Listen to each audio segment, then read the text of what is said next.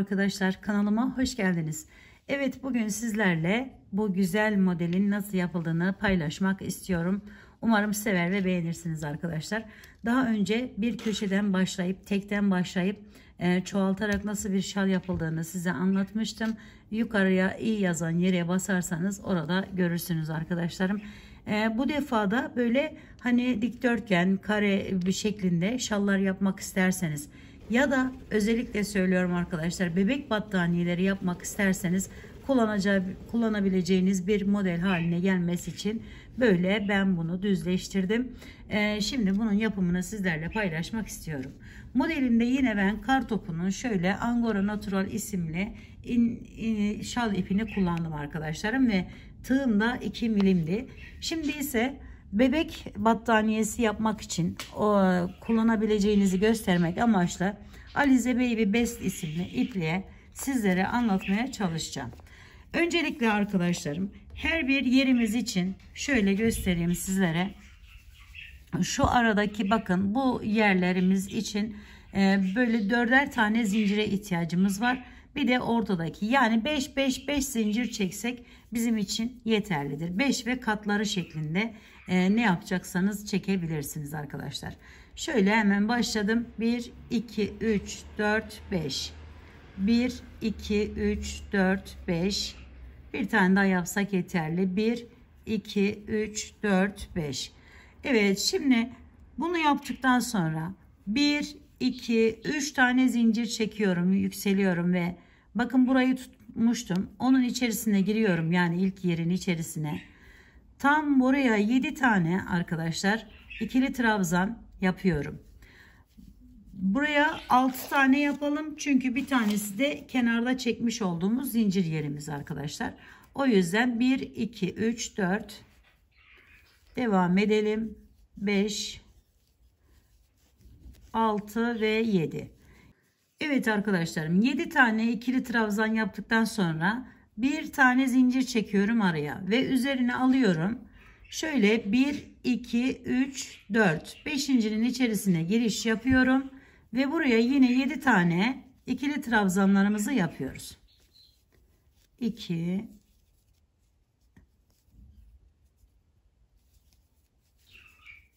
3 4 ve 5 6 ve 7. Evet, şimdi bir tane zincir çektim, tekrar üzerine aldım. 1 2 3 4 tanesini atladım. 5.'nin içerisine giriş yapıyorum ve başlıyorum buraya da. Şimdi yine 6 tane yapacağız, diğer kenar olduğu için arkadaşlar. 2 3 4 5 ve 6 tane yaptım. 7. de arkadaşlarım, bu aşağıda bakın fazla kalan zincirim var, yani şey olan zincirim, onun içerisinde bu şekilde giriş yapıyorum ve bu şekilde bağlıyorum. Şöyle bir görüntü elde etmiş oluyorum. Daha sonra 1 2 3 tane zincir çekiyorum, geri dönüyorum. Hemen bunun yanına arkadaşlarım bakın şu boşluğa giriş yapıp buraya bir tane bu şekilde ikili trabzan yapıyorum. Evet arkadaşlarım, bir tane ikili trabzan yaptıktan sonra bir tane zincir çektim, üzerine alıyorum ve bütün hepsinin içerisine bakın şöyle aradan, şöyle göstereyim, arasından giriş yapıyorum ve bu şekilde bütün ikili trabzanlarımı tekrarlamış oluyorum. 2, bakın öne alıyorum, böyle arasından giriş yaptım.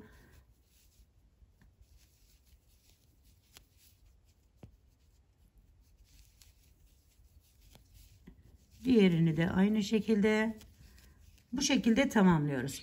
Şimdi tekrar bir zincir çekiyorum arada ve geliyorum buraya. Aynı şekilde arkadaşlarım, yine bu yerime de 7 tane olmak üzere 2 3 4 5 hepsinin bakın arasından alıyorum. 6 ve 7. Evet, 7 tane de burayı yaptım. Tekrar bir zincir çekiyorum. Son olan yerimize de aynı işlemi uyguluyoruz arkadaşlar. Şöyle 1 2 3 4 5 6. Bu sonuncu yerim. O yüzden diğer tarafta olduğu gibi bu şekilde giriyorum içerisine ve bir tane ikili trabzan yapıyorum. Tekrar 1 2 3 tane zincir çektim. Ön tarafımıza geçiyoruz. Bakın şöyle bir görüntü elde ediyoruz ilk etapta. Sonra üzerine alıyorum arkadaşlarım. Yine hemen dibine bakın. Hemen dip kısmına giriş yaptım bu şekilde ve 1 2 tane zincir çekiyorum bu defa.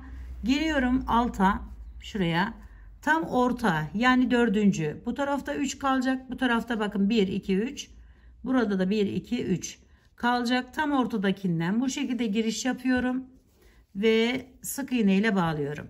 Sonra 1 2 tane zincir çekiyorum ve üzerine alıyorum. Şu araya bir zincir çekmiştik, bakın şöyle göstereyim. Oraya giriş yapıyorum arkadaşlar. Bir üst sırasına, yalnız şuraya değil, buraya.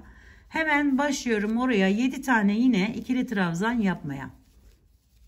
3 4 5 6 ve 7.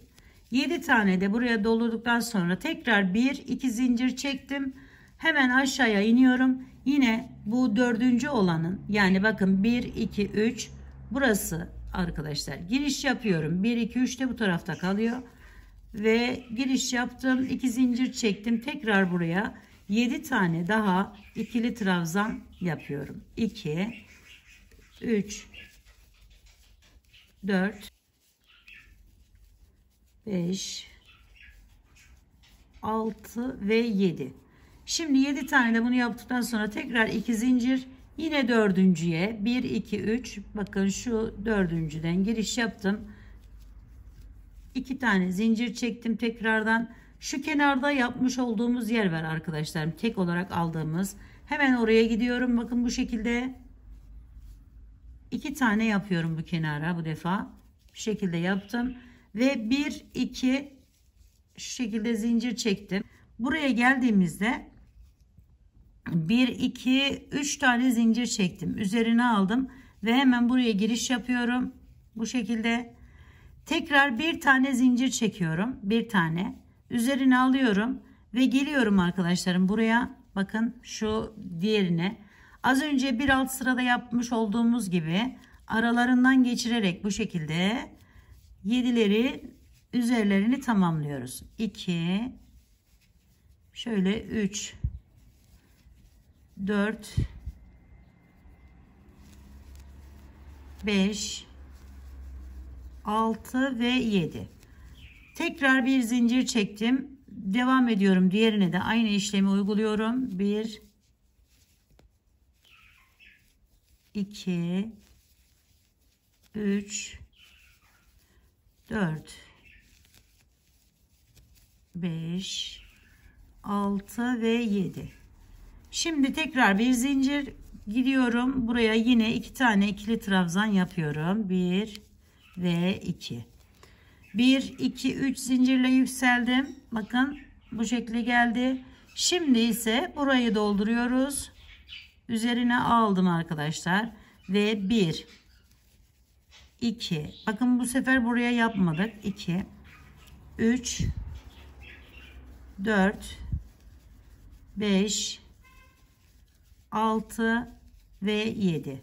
7 tane doldurdum.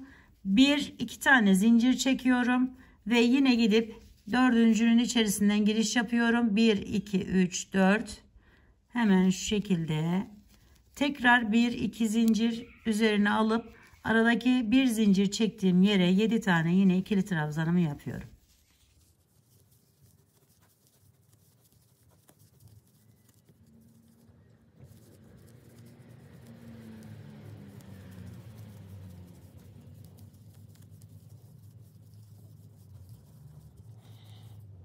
Kenara geldim. Bir tane fazladan, buraya kenar olduğu için bir tane fazladan attım arkadaşlar. 1 2 3 ve geri dönüyorum. Yine Aynı şekilde bakın şuralardan alarak 7'şer tane arada bir zincirli yerlerimi yapıyorum. Ve modelimiz işte bu kadar arkadaşlarım. Böyle bu şekilde devam ediyor. Çok güzel böyle battaniyeler yapabilirsiniz. Şallar, atkılar yapabilirsiniz arkadaşlar. Ya da kendinize hırkalar, yelekler, çeyizlik, onları da rahatlıkla yapabilirsiniz. Yani dilediğiniz her türlü örgüde rahatlıkla kullanabileceğiniz, yapımı da zor olmayan bir model haline gelmiş oluyor arkadaşlarım.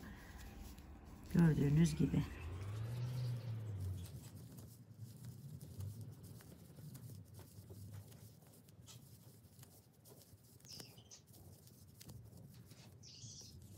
Evet.